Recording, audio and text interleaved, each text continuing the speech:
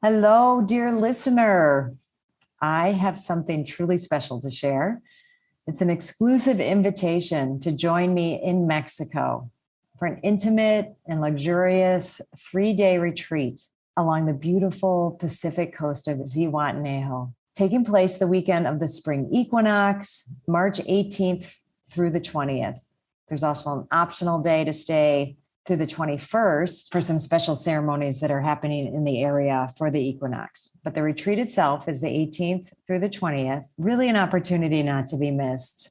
And I'm offering one lucky listener a discounted ticket on this weekend that I've just been loving into being actually for several years now as COVID and, everything. But when we conceived of building this place, our home down here, it's really what we envisioned, bringing people down here for retreats, for trainings, because we felt and we knew that this space was special. And as people keep coming down and we keep getting the feedback, how magical it is, we want to share it in a really intentional way.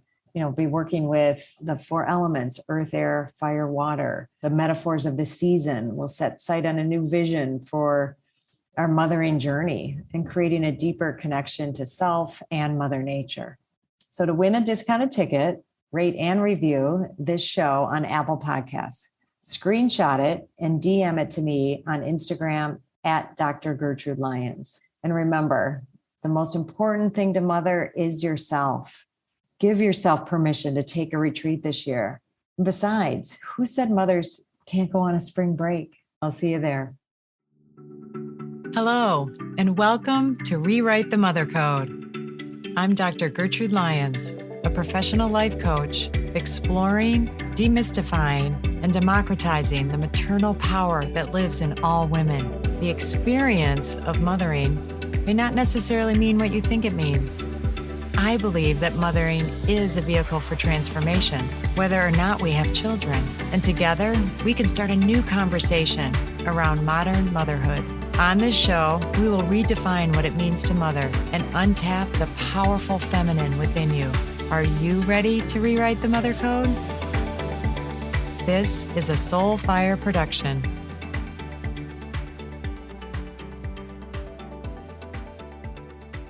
You are listening to the Rewrite the Mother Code podcast, episode number 2. Welcome, listeners. I'm so happy to have you tune into the show. And in the second episode, I'll be picking up from episode number 1, where we took more of a 10,000 foot view on what is Rewrite the Mother Code and how our current mother code is broken. So I'd love it if you take a listen to that one if you haven't already. But either way, there are a few concepts I will underline to get us kind of back in that space and thinking from this framework. From there, we'll drop in closer, we'll lower our elevation and explore more about how we can rewrite the mother code, what it entails, and what can happen when we do. So, are you ready? All right, here we go. So, concepts to keep in the forefront of our minds. Number 1, mothering is a vehicle for transformation if we let it be. Number 2, this conversation around mothering is open to all women because all women mother. We all conceive, create, and give birth and raise children, yes, and ideas, dreams, careers, relationships. And then the most important person we need to mother is ourselves. And there are 3 areas we need to address as far as our broken mother code: our childhood, our culture, and our cosmic definition of what is mothering. All of these contain wiring that lives in our unconscious, and it's our job to bring it to consciousness so we can reclaim the power and have way more choice in our decisions and actions surrounding motherhood. And then from there, ultimately, we can then be more present. And it's in those present moments that we really get the richness, the treasure, the goodies of what we're applying our mothering to. So how do we do this? Okay. First of all, isn't it good to know that we aren't stuck with this broken mother code, that there are things that we can do. And I think that's awesome. But it is really important that we awaken to the fact that we are all unconscious. And even if you're working on it, there's will always be aspects that we're unconscious to, but particularly in the area of mothering, most of us are unconscious to the level of impact our mothers, our main caregivers have had on us. And this isn't the make wrong of mother time. It's just getting the fact that, we're wired in this relationship.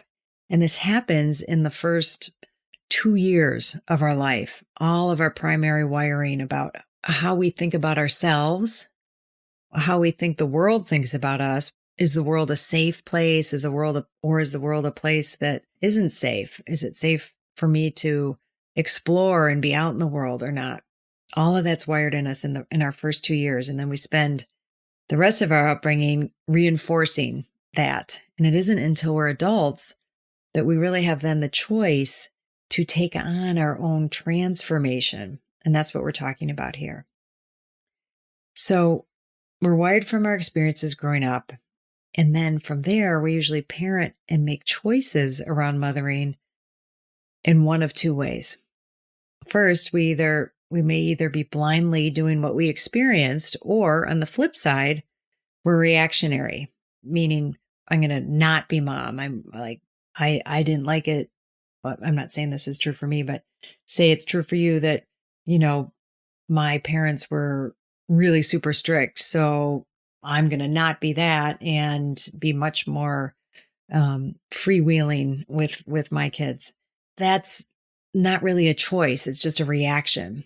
And then the other way that we do this is we just go along with how it had been in our childhood. And, kind of say like, well, what's wrong with that?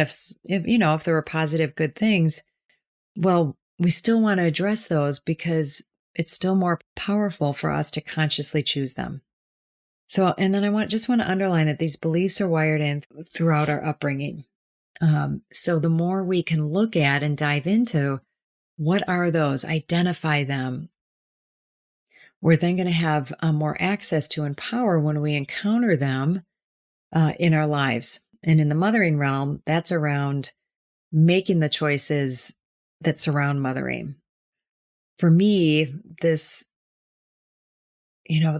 exploration, looking at it, if I share a little bit of my story, this really came to light for me after, being on my growth path for a number of years. And when it came time for my husband and I we were married 6 years before we decided we wanted to take on conceiving and starting a family. Okay, great. We make that choice, that decision, and then everything's just supposed to fall into place, right? You decide you're going to start having kids. You get pregnant and you have a baby. Well, it's not always that easy. And for me, some of this wiring showed up when just in this first part about looking at, the fact that my body was not responding to this desire. And this is even preconception. When I was, when we first decided we wanted to start to have kids, that meant, going off birth control and starting to try and conceive. But for me, when I went off birth control, I didn't start getting my period. So this was obviously a concern. So I was already on a growth path, and I looked at it from a very holistic perspective. I went to, alternative medicine doctors and had a very negative experience with my Western medicine doctor, who was considered one of the top rated doctors, OBGYNs at Northwestern, was super disappointing because it was so directed at like, what's wrong. And let's just, this is after a few months of not getting my period. Well, we'll put you on a medication. And then if that doesn't work in a few months, I'll send you to a fertility specialist. I was like, whoa, there's got to be more ways to go about this before we jump to that. And, I'm not saying I wouldn't at some point, but there's got to be more to it than that. So I really then took it on from what we're talking about here, from this exploration of like, what's going on with me in my unconscious. So in addition to doing some, more Eastern medicine, acupuncture and a number of things in my coaching and growth work, I was doing body work and really doing breath work and body work to help bring to the surface what might else be going on in this process. After doing some of this work, it just doesn't happen overnight, but after doing this, I had one particular session where it was one of those very big, revelating sessions where I realized that I was really deeply afraid, and I was very afraid of what it meant to become a mother. And I was also really afraid that I would just automatically be a mother like my mother had been. Now, don't get me wrong, tons of positives about how my mother was, but also, in my unconscious were the negative aspects. And without bringing those to light, it was having this impact on me in my unconscious. And once I released that, once I explored that and really looked at it and owned it and claimed it for myself, everything shifted in my body. And this has happened over and over again. So it's not a coincidence, and actually tons of research showing these connections, right, in our mind body. Hi, I'm so excited to share with you my 2024 Spring Equinox Self-Mothering Retreat that's happening this March 2024. And I would love for you not only to consider it, but to attend. But in considering it, hey, just knowing that you would be leaving cold weather, if that's the space that you're in, and coming down to just magnificently beautiful, warm, nourishing place of Zihuatanejo, Mexico. Zihuatanejo meaning land of the goddess women, and coming to really take time for yourself. Okay. And that I am learning more and more isn't just a nice thing to do or something extravagant or something selfish. It's essential.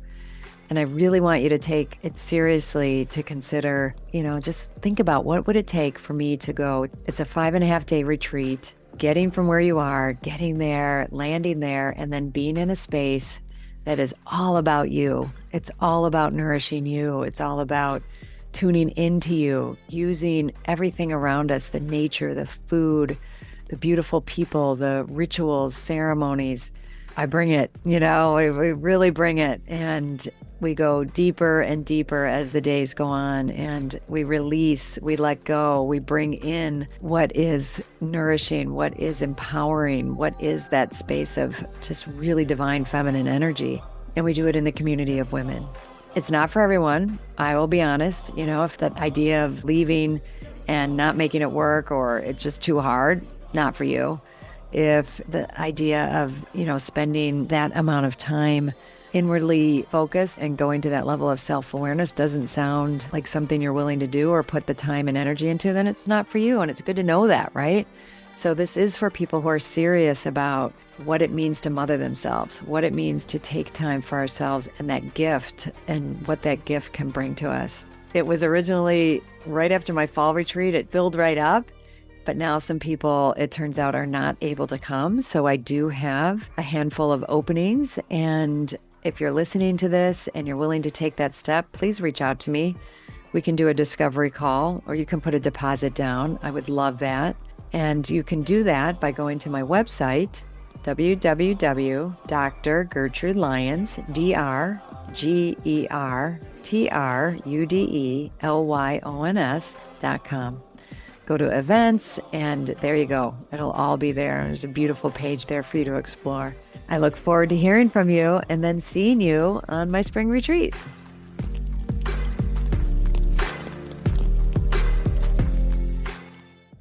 So this is what it can look like when we go, and really explore this from the perspective of our childhood patterns and the wiring that went on.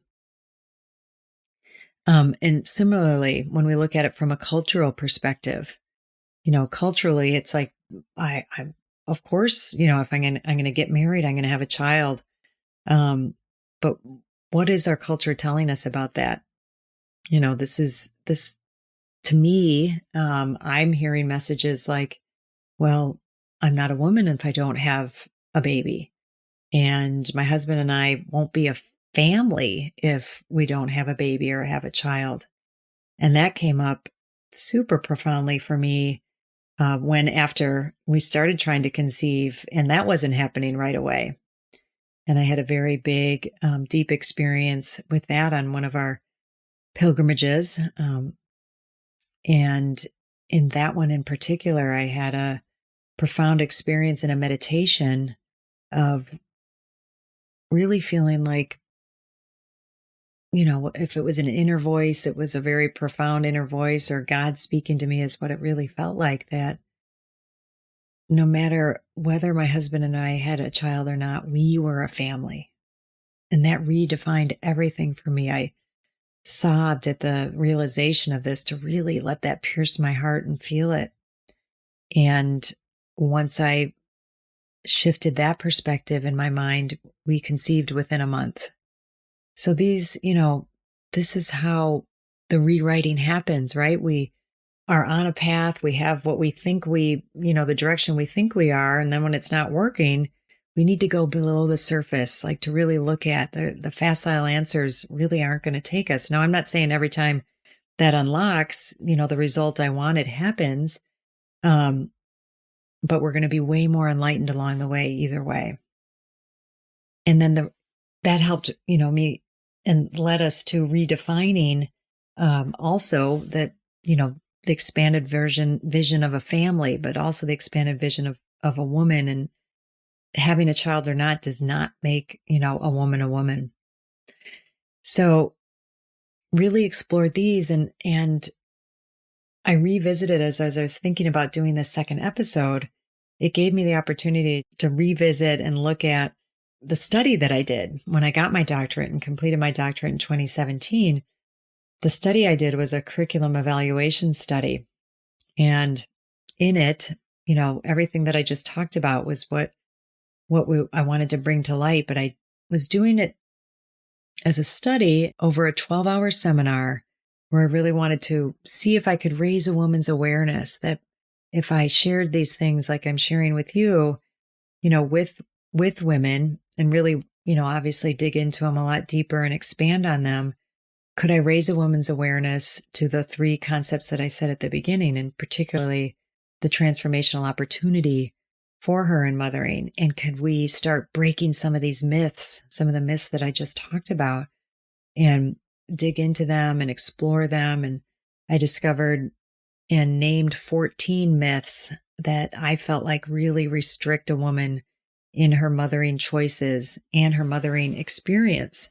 We looked at our emotions and what does it mean and what's okay and not okay as a woman, and then as a mother in our emotional realm, and particularly our pain and all of the misconceptions we have about pain, and should we avoid pain? Is pain, something that is a good thing to have as women, or something that we should try and avoid? And what's the myth around that? So over this 12 hours, we explored these, and it's what we're going to be exploring in this podcast even more. But something I wanted to share in this initial one that was really exciting for me to go back and look at were the qualitative results that went on for the women in the seminar. So prior to starting it, I had them just free-form answer a question. And this question was, tell me about mothering, tell me about motherhood, and left it at that. And I had them do that before we did the seminar, and then at the end of the seminar. I also did some quantitative tools and assessments as well. And what was so rewarding was the differences that I saw in these 12 hours. And even the quantitative results, my research assistant said there's no way with a sample of 13, because I had 13 women at the seminar, that, a sample of 13 is not going to show statistically significant results. But the shift was so significant for the women that it did show statistically significant results. And I was really moved when I wrote up the qualitative results, because after reading what the women wrote in their pre-seminar essay, what came to the surface were three themes. First one is that motherhood is a role. So many of the women, 8 of the 13 women, really kind of viewed mothering as a role. Like the function of it, right? You have a baby, you take care of children, and, really kind of from that framework, a caretaker, a teacher, a coach, um, things like that. The second one was that motherhood is hard. Motherhood is challenging. It's difficult. Again, 18 of the 13 women mentioned that it's a struggle, things like that. It's a hard job, and it's hard if a woman wants a career as well. It's scary, some things like that. And then another theme that emerged was, wanting to be a mother. Of the 13 women, 6 expressed their desire to become mothers. The others were still in the question, but that many of them said it's something they've aspired to for as long as they could remember. I've always known I wanted to be a mother ever since I was a little girl. And I want so much to be a mother. And now we have this 12 hours. We get to explore, we get to uncover, and kind of bust open some of these beliefs, some of the long-standing cultural and even childhood beliefs. And what does that mean? I have to say that I felt like the results were pretty astonishing. I was hoping, that they would get something out of it and would move in some direction, but they really got the idea and started, taking it to heart for themselves. Some similarities, but mostly completely different answers. But what I really noticed was the shift in tone. So it didn't mean that, some answers may be in the same realm, but the first ones, there was like an anxiety, kind of an anxiousness to how they responded. Whereas after the seminar, they broadened their responses. There was kind of a release of that anxiety, and it was like felt in what they wrote. So now the themes that emerged were very different. The first one was choice. And it, really struck me how many of them use that word in their responses. And a couple of things they said were, one of the women said, motherhood is a choice women have to care, love, and be with oneself and others. Another said, motherhood is the conscious choice for me to play and be a mom every day in my life. Another one, I feel more equipped with my emotions and awareness to actually choose my motherhood experiences rather than being a victim to them. I can choose, and that is a revelation. The second theme that many of these women got to was an expanded view of mothering. So this expanded view is similar to the choice, but directly related to the shift in the perspective of how they spoke about motherhood, and instead of this function and a role and this more limited, they said different things about it. One woman said, motherhood doesn't require children. Where I create, I mother. Where I care, I mother. Where I set standards and hold them, I mother. Another woman said, if we don't choose to give birth to a child, then motherhood is the path of acting on our instincts to nurture projects, other people, and ourselves. It is a role of a human that is very needed. And then the next theme that emerged was, I put these together, but because I think they go together, which are presence and pain. In the pre-essays, if you remember motherhood, women made statements about mothering being hard, stressful, and painful. They conveyed, the pain inherent in motherhood, but it was something to bear and get through. In the post-essays, they refer to the pain in a very different way. One woman makes this discovery when she says, having a child can be a way for me to be more present to myself and my own pain, fear, and vulnerability. Another woman says, the capacity of being a mother is correlated with one's ability to be present to oneself. Being in touch with pain is a big part of motherhood. The capacity for pain is directly related to my capacity for love and aliveness. And then lastly, the last theme that stood out from these women was the opportunity for growth. So there were a couple women that mentioned this in the pre-seminar essay, but most, it just didn't show up, and the concept really grew. And this time, 9 of the 13 women saw the opportunity for their own growth in their motherhood. One woman stated it this way: motherhood is a journey. Motherhood is an opportunity. I want to be a mother who allows pain, who embraces all of my feelings and those of my children. Motherhood is messy and not about doing it right. I'm excited about the opportunity to reparent myself and discover my own potential in motherhood, whether it's a real physical baby I birth or not. I get now the belief and empowerment in myself as part of the process, and that can happen at this point now. I don't have to wait to express my emotions, feelings, and therefore emerge myself.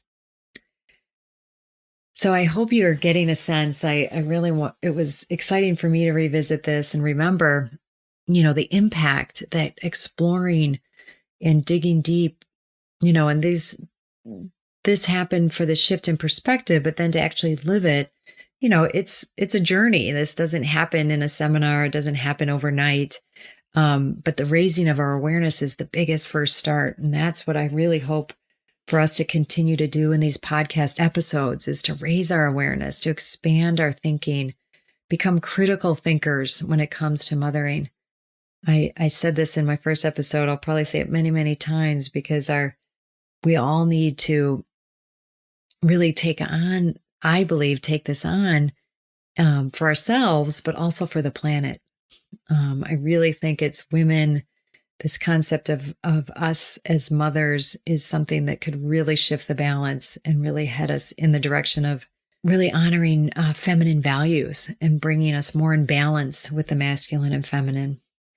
So I think that's where I'll leave us in episode number 2. And as we go on, we're going to be, as I said, we're going to be hearing from more people. I'm going to be exploring it through discussions and interviews and even coaching with other women. And we will keep this journey alive and growing and creating it together. So until next time, thanks so much. Thank you so much for listening to the show.